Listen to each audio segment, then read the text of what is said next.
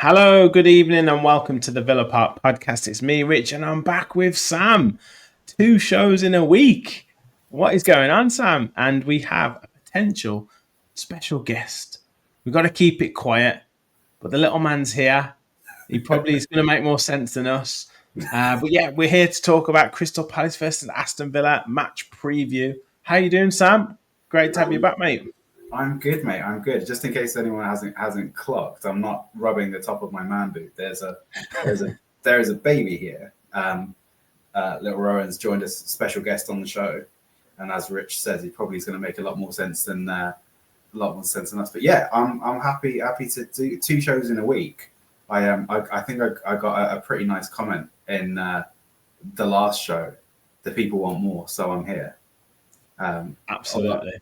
Again, very tired, may make very little sense, but we'll see how it goes. Well, as you all know, make sure you smash that like button and hit the subscribe button. Give a like for Rowan on this show today and get your comments and your thoughts. The games are coming thick and fast. We have our game on Tuesday night. We're recording this on Monday night. So, yeah, it's going to be another big game. And get your comments in. Let us know your thoughts on starting lineup, which we'll go through in a second. We'll give our thoughts and the predicted score. Do you think Aston Villa can make it back-to-back wins in the Premier League for the first time in a little while, to be fair?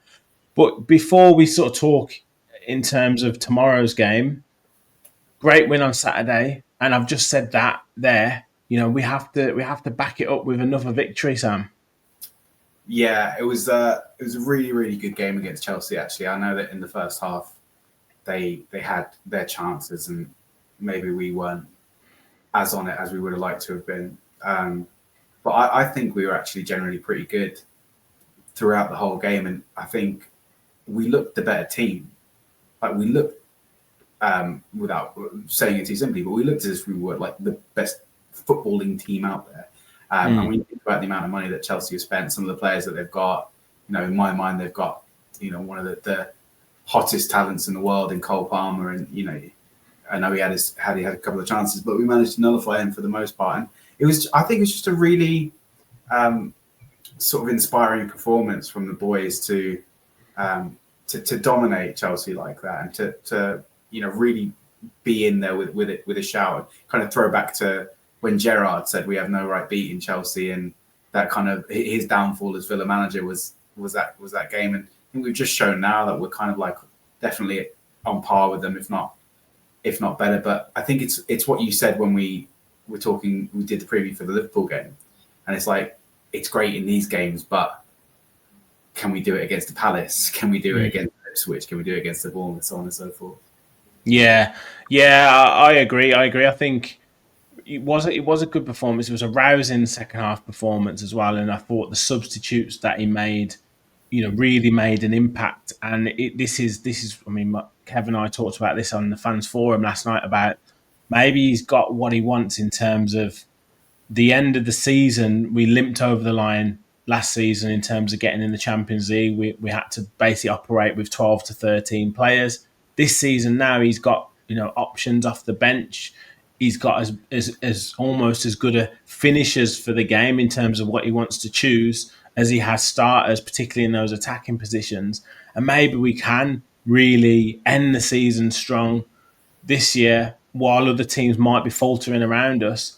But as you say, it's against the likes of, with all due respect, Crystal Palace and these other teams and Brentford to come, that we have to show that is what we're all about. That is what we can do with the quality of player that we've got, either starting in attacking positions or coming off the bench. Yeah, I mean, we've got an embarrassment of riches going forward now. I think we're still very shortchanged in midfield and in defence with these um, with the injuries, especially. Like if we can get everyone back and everyone fit, then we're golden because we've got loads of midfield, loads at the back.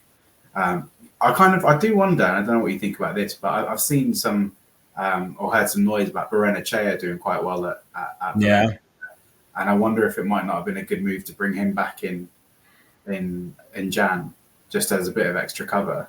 But I mean, if we're going to play that game of we'll put you on the back foot and take charge of the game and score one more than you, no matter how many you score, then we've got the personnel to do that 100%. I think what you're also getting is kind of similar to like new manager bounces. You kind of get new player bounces, and Rashford has started really, really well. Essentially, obviously with 2 goals, can't argue with that. There's the boy.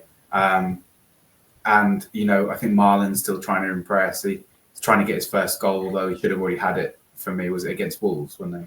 Yeah, disallowed. Yeah, it wasn't really. But there's just a lot of players, and the good thing is they're all in contention for the same places, so that competition is there. And unlike a certain Mr. Watkins, I think these other players are thriving off the competition as opposed to sort of letting it get in their head. But that being said, you'll be surprised by this. When Emery took Watkins off for Marlon against Chelsea, I was fuming, mate. I was like, "What are you doing?" I was like, "What are you doing putting Marlon up front?" I don't know if that's the way to go.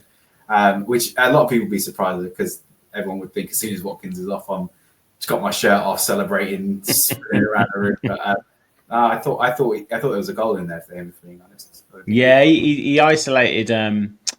He isolated both centre backs pretty well on Saturday night as well, and he was starting to kind of that speed endurance was starting to tell, wasn't it, towards the back end of the game. But yeah, I thought Marlon was sharp when he came on. I thought Bailey was sharp when he came on. But obviously Marcus Rashford, he's completely changed the game. And if I know it's very early, I know it's 3 or 4 games in, and like you say, there's that kind of new player bounce. But from what we've seen so far, he's got a new lease of life, and he can't be far away from getting his first goal, and hopefully that can come against Crystal Palace in a victory. Yeah, his goals coming, I'm sure. I wonder if he sort of thrives more off the bench, or if he, whether he do as well starting. That's the question, right? A lot of people said that about Duran. They were like, "Oh, he's a super sub." It's like, well, he's only a super sub because he only ever came off the bench, right? Whenever he started, he played as well. He scored as well. So, I think give him a chance. You need to have that. Unai Emery said it in his post-match. We need to let him know that we've got confidence in him and that we're backing him and give him support. And the only way he's going to feel that sort of confidence is if we trust him to play and lead this team. He is, apart from Asensio, by far the most experienced player in this squad, right? Yeah. In terms of playing at the highest level, international tournaments, playing in Europe, obviously Asensio's done it all, been there, done it all. But I would argue that Asensio's never really been the star man in the team, whereas Rashford has been like the player that everyone relies on to get results. So yeah, no, it's a brilliant problem to have, right? It's exciting. You've got Jacob Ramsey, Morgan Rogers, Ollie Watkins, players who have played a lot of games this season, and we, like you say, they're coming thick and fast. So you're going to need that fluidity and that changeable starting lineup to cope with it. Not to mention Champions League, right? Yeah, absolutely.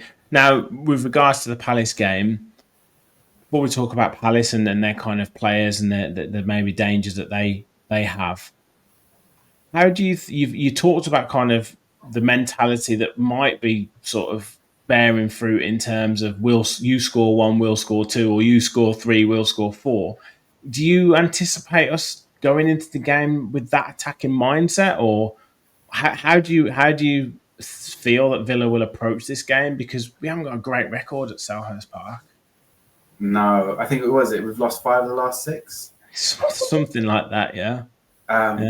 I can't see Unai Emery ever starting with the mindset of I don't care how many we can see, let's just go and score more. Yeah, exactly. It's counter to his personality and his it's the anti-Emery way of playing football, I think. But, just total lack of control in the game. Just go gung ho. Yeah, I mean, what we might do is just from kickoff, if we start the game with kickoff, send it straight back to Emi Martinez, let him put it in the back of our net. Let's get it over and done with and start the game. You know what I mean? Just give him the goal. We'll have the first shot on target, but it'll just be in our own goal.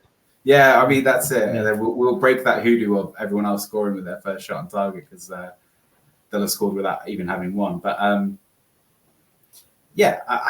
think it's weird. These games against Palace, it never really seems. I know we're going to go into it. I'm going to talk about their personnel and talk about structure and this and that. I don't know why these games against Palace. I think it's just about with no disrespect to Palace, of course, but it's just about getting yourself up for the game, right? It's about not overlooking them as a team, not thinking, well, it's Palace. They're perennially 13th or 14th. That's who they are. They're not competitive for us. We should walk it. And then, actually going there and putting yourself up, because they do have dangerous players, but their players aren't better than ours. They can play some good football, got a good manager in Glasner, but they don't play better football than we do. They don't have a better manager than we do. So, apart from football being football and anything being able to happen, on paper, we should be fine, right? But then we come up against teams like Palace, and whether it's playing against that low block, which I'm sure they'll do, or, just not having the same amount of fight or wanting to win the game as much, that seems to be the biggest challenge in my mind. Yeah, it's like the competing, earning the right to play. I know, I'm sure we've talked about that a few times. I know I've mentioned it. It's like, yes, win the battle first, and then the quality should come through, or at least show that you're competing in that midfield battle, which I've been pleased with McGinn and Tielemans for really the last couple of games. Maybe McGinn's quality hasn't been up there, and Tielemans has maybe taken a little bit of time to get into the game and stuff. But you'd expect that against a midfield like Chelsea's or a midfield against Liverpool's. You've got to, like I say again, you've got to earn the right to play. But I loved it when McGinn was smashing into Cucurella and winding up Enzo Fernandez and winding up Caicedo, because you've got to get in their minds, you've got to get in their faces, you've got to impose your game and stop them from playing. And Will Hughes and Adam Wharton. Wharton's a good player, good midfielder. That's what we've got to do in that midfield on Tuesday night. You always not just get the crowd up for it or get the other players up for it, but those big challenges, sticking it in on someone, not something stupid and reckless in the yellow, but winning that, winning that 50-50 or that last ditch challenge, or really putting your body on the line and doing that will always go well. It was quite funny. I was watching the Chelsea game. My mum was around. She's coming around to see the baby, and she was watching it. She kept looking at McGinn, and she was like, "Who is that? Who keeps fouling everyone, knocking everyone about?" I told her, that's McGinn. He's our captain. And she said, what I can only translate to is he's a massive shithouse. And I was it's true. It is quite true. And he was winding everyone up. Like you say, he was getting the refs here. He was, Cucurella, even when he was genuinely winning fouls, he was being vocal about it and letting the ref know, oh, count it. He's had 2, he's had 3. Yeah. And I've always thought McGinn's quite quiet as a captain. He's not, when he gets fouled, he's quite loud. But when things are happening to other players around the pitch, he's generally quite quiet. And I wonder if someone's been in his ear and said, John, look, if you're going to lead the team, you need to lead it. Do you know what I mean? You're the manager's voice on the pitch when he's not there. You need to be more vocal and make sure that we're winning what we win. Because even the disallowed goals and stuff like that, we never throw our arms up. We never complain about it. Exactly. You see players surrounding, other teams surrounding referees, and it has to influence the decision at times. It has to, we maybe need to be a bit smarter with things like that. But it was good. I agree with you. It was definitely good to see him at least starting that and, trying to influence the referee or trying to influence or get into the heads of the other players, because that's what we need to do. It's the business, getting to the business end of the season now. We need wins by hook or by crook. Yeah, a really, really important stretch of the season. And again, loads of results really going our way. Forest lost, Newcastle obviously won, but City lost, Chelsea lost, to us as well, especially in this battle for 5th place. That's a 6-pointer against Chelsea. It's a massive. So we, it was for the first time, I felt like we took advantage of a week where other people lost. And Yeah. I know that at the start of was it Ipswich before Liverpool? Yes. Yeah, so Yes. Ipswich, we won one, and we were all disappointed with that. And I did say, against Liverpool, it wouldn't define our season. But if you take those 3 games, Chelsea, Ipswich, and Liverpool, you come out with 5 points. You're not massively disappointed, are you? It's not. No. You hope for 7 or 9, right? But if we're being realistic, a team as good as Chelsea, a team as good as Liverpool, and then Ipswich, we could have easily got 3 points out of the 3 of those games. So to go away with 5, keep ourselves within touching distance of the top 5. I know everyone's saying like Europa League would be good and stuff like that, but I don't know about you, I've kind of loved this attention, not just attention that we're getting from being in the Champions League, but that feeling of being a Champions League club and just feeling like properly elite. Do you know what I mean? We just feel proper and serious. And for the first time in my lifetime, Villa are backing up on the pitch how big I say they are off the pitch. You know what I mean? Yeah, 100%. I mean, back-to-back Champions League qualification as well would kind of do away with all the naysayers saying, Villa were 1 season wonders, let them in the Champions League for a season and, they've kind of dropped off. It would do away with that, let alone the financial muscle that you'd then be able to flex with a minimum of 40 to 50 million again in the bank for qualifying for the Champions League for a second time. It would be huge. So yeah, absolutely, mate. And it's funny because if we get to that quarter final of the Champions League by beating Club Brugge, which we'll talk about next week, but if we do get into that, then we're directly influencing the 5th place position being even more available to us. So yeah, it's obviously all in our favour because the further we get in the competition, the closer we get to winning it, and also the better chances of it going to the 5th spot. Yeah, 100%. And I think I said this quite a while ago. I've been waiting for Forest to sort of drop off and get battered every week, and I can't see them finishing outside that top 5 right now because even though they lost against Newcastle, was it yesterday? They still look very, very decent, and Newcastle are no mugs. It's a really good side. So Forest, I don't know. I can see Bournemouth dropping off a little bit, maybe. But again, I think they had a good win at the weekend. No, they lost to Wolves. They lost to Wolves. Yeah. Yeah. So they did. Bournemouth lost to Wolves and Fulham lost to. Fulham, yeah. I can't remember. Fulham lost to. They lost 2-0 though. It was Brighton. Brighton who won 4-0. Didn't they? Had a big win. Brighton won 4-0 against Leicester. Yeah. So it's one of them where there's so many teams. I've never had so many teams around us that we have to be wary of. We're literally talking about 3rd down to 10th. Oh yeah, we're all fighting for the same spot. Fulham lost to Palace. Was it? Yeah. Well. Yeah. There we go. Do you know what? Fulham over the last couple of years have always done us favours with their results. They beat Spurs and they beat us in the final of the playoffs. I got a soft spot for Fulham because their results always seem to do us favours in the long term.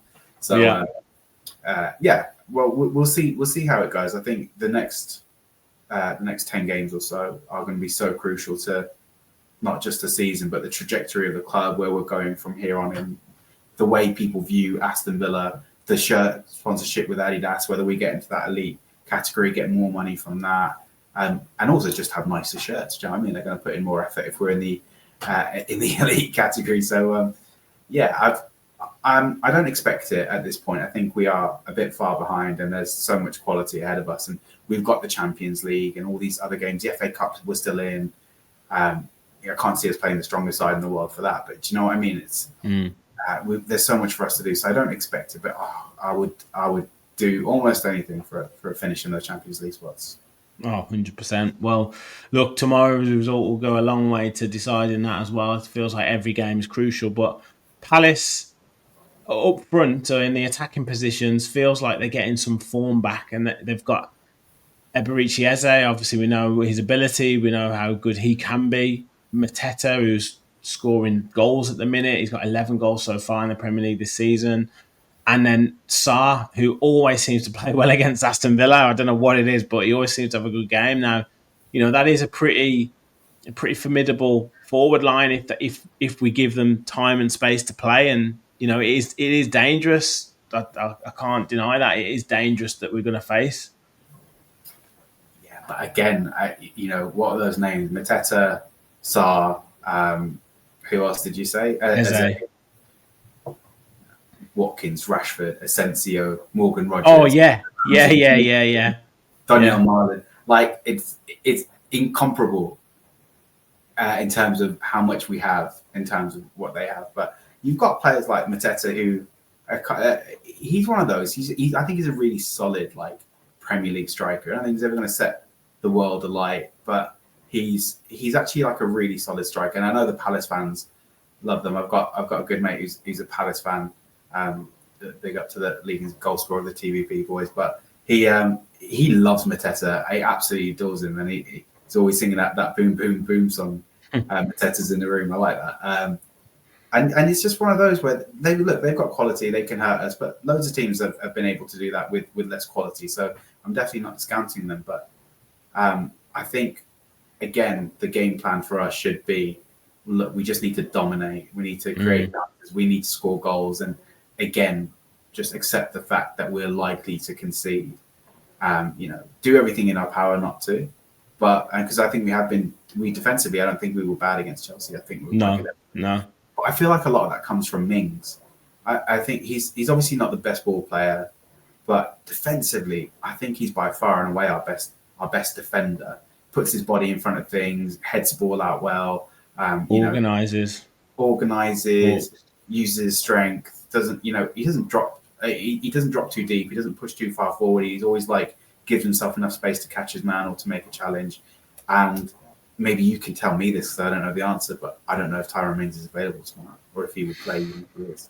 Well, we'll go on to Villa's lineup in a second, but yeah, in terms of injury news, Emery said that Rogers took a kick and Mings had some soreness in his knee, but they were both scheduled to train today, i.e., Monday, and then they were training this afternoon and then traveling to London Monday evening. So I haven't seen anything else to suggest that he's out, but that was the press conference. So I'd imagine that they would travel anyway, and then they'll assess that tomorrow. They might have some sort of fitness test. Yeah. But I don't know whether Mings would start anyway with Disasi being back available. He likes just he does. He definitely does. He definitely does. So that would be a factor. It's just whether Mings could anyway, regardless of whether he's took a bit of a knock or he's got a bit of soreness, whether he could do that volume of games in the space of a few days.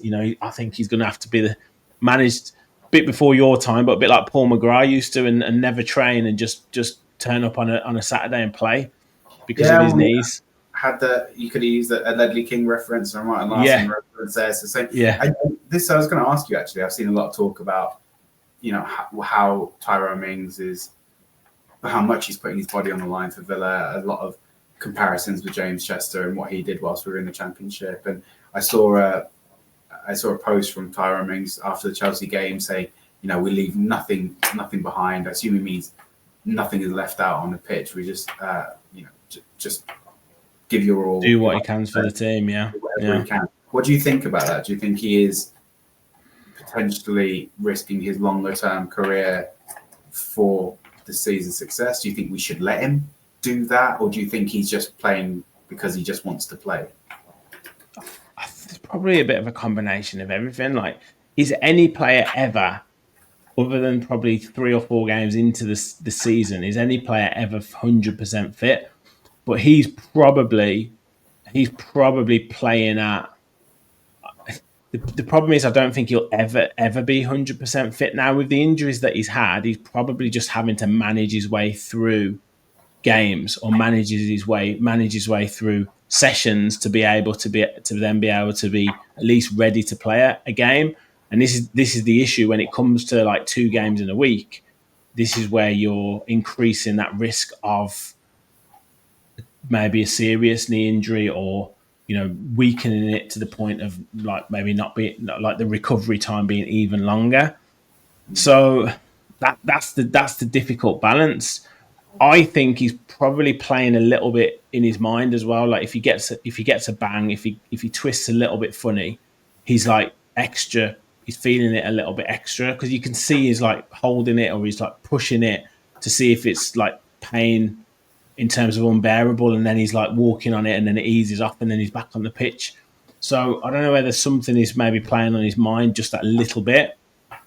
But it's entirely right what you're saying. I mean, he's still vital to our team. He might not be. I've seen people on Twitter saying, he's finished now. We're going to have to say goodbye to Tyrone Mings and that kind of stuff. But there's an element of, like you just said there, the leadership, the talking, the guiding, the connection that he has to. You can't buy experience. And if you've got a player who's played like the number of games that he has, or the number of games that McGinn has, or the number of games that Conte has for the club, and the experiences that they've gone through, like coming up from the Championship, staying up, getting Villa to Europe, all that kind of stuff. There's an element of that you have to keep within the club because that's like the ethos, that's the spirit of the club embodied on the pitch, and you have to kind of keep that. And other players come in and they gain that experience, and that's when you naturally evolve the club. But I don't quite think we're ready to say goodbye to Tyrone Mings or goodbye to the likes of John McGinn quite yet. I still feel like they've got that core essence of Aston Villa in them. Yeah, I mean, there's a good example of that is when we, under Remy Gard, bought France's 15th first 11, and we had so many new players into the club, they didn't really get it. I just play devil's advocate. I think that's fine. But if that's the case, then you take players like that as coaches to embed that body in. Yeah. As you know, as integral as they are to like their spirit or the ethos of the club, they have to be able to keep up on the pitch. Oh yeah, that was with the caveat. You can't just play people for sentiment. They have to be able to. They might make the odd mistake here or there, but yes, they have to be. The ability still has to be there. And while Villa's level rises, they have to rise with it. Of course. Otherwise, you do kind of naturally evolve them out. But yeah, it's a difficult one to say with Mings and his injury. I just don't know if, like I say, even if he hadn't have felt soreness or had a bit of a knock, I don't know whether he would be able to start on Tuesday night after playing a game on Saturday, and then I don't know whether he plays on Friday because Disasi can't play on Friday, so might have to be playing on Friday. Cup side again. Yeah. Well, he played. I'm sure he played against Macclesfield for Chelsea in the third round. So, well, we'll have to work. I mean, I think Pau Torres isn't a million miles away, is he? No, I think maybe ready for Bruges game, maybe, or the Brentford game potentially. Yeah, it's gonna be like a very, very nerdy reference, but it's gonna be like in Lord of the Rings where like they're getting absolutely battered in that war. They turn to the right and Gandalf's on that hill, the white light behind him, and the cavalry comes and say, well, that's what we need with the injuries now. We need the cavalry to turn up on a white horse and sort of not save the season, but just keep us in with the. Pau Torres, Ross Barkley, Amadou Onana riding down on these horses. Yeah, Kamara, yeah. Onana would fall off and just call it. He'd probably start cheering and then get too carried away and then fall off. Yeah. But let's have a look at Martin, who's he's getting a little bit. He's loving these predicted lineups, isn't he? He's putting his face on there as well. We love Martin. We love Martin. Yeah. Make sure you give him a follow, boys and girls. That's all he wants. Exactly. Just follow him. If you see him at Villa Park, make a big deal of it. Yeah. Let him know. Let him know that you know who he is. I love him. He's brilliant. And comment on his post when I post it out there with his predicted lineup. But yeah, he's gone for Martinez, Cash, Consa, Disasi, Luka Dean, McGinn, Tielemans, Asensio, and then Marlon, Watkins, and Rashford. Are there any changes that you would make to that starting lineup, Sam?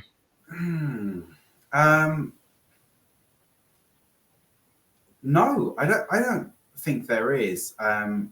Maybe just because of the amount of games played, maybe you see a Bogard in for a John McGinn, or Garcia in for Matty Cash, because I actually really like Garcia, and I think Matty Cash had a decent game against Chelsea. Actually, that ball in to Rashford for the first goal on his left foot, he's starting to do that more and more now. He's really effective. Yeah.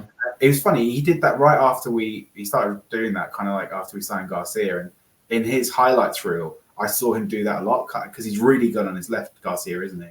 Yes. He's right-footed, and all of a sudden, Matty Cash starts doing his signature move, that chop back and the left-footed cross into the back post. But I think either or, you could go there.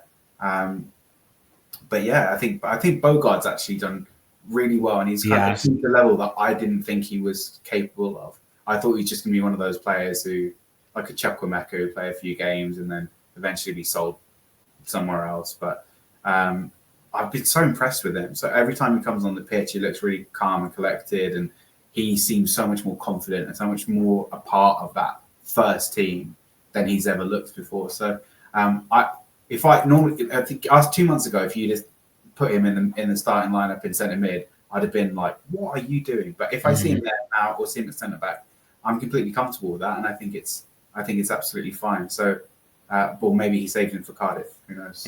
Yeah.